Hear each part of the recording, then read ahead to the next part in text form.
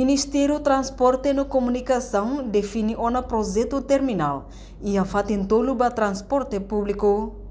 Ministro Transporte e Comunicação Miguel Mantelo relata assunto foi em audiência pública da Comissão e Parlamento Nacional nebe trata assunto infraestrutura com a apreciação inicial da proposta de lei número sonolo recém-rua para sexta, segundo alteração do Orçamento Geral do Estado tina rua Ronolo Recém Lima. Entretanto, o Ministério define uma CATAC, terminal husi parte leste niang, se localiza ia área halidólar, husi parte Tasimane niang, concentra ia mercado manlewana soring, enquanto husi parte Loromono niang, hola fating ia tibar. Para transporte público. A nessa pergunta será meu colega Merecer o Subei. Ia plano mestre para transporte público neve ulang hira que vai lança ia TP.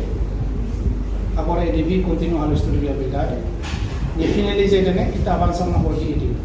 É para kalau melhora de habilidade e também terminar sira tanto ia capital como será resumado.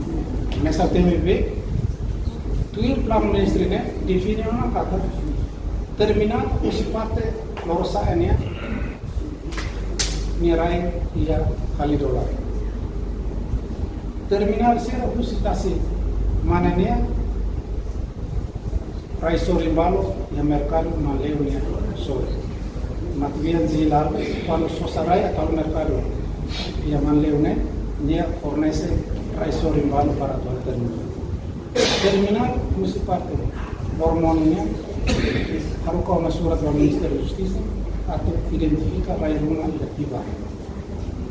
Ne para projeto transporte público ne veio tem plano ministerial comunicação e devia entregar ao Ministério e será continuar a estudo de viabilidade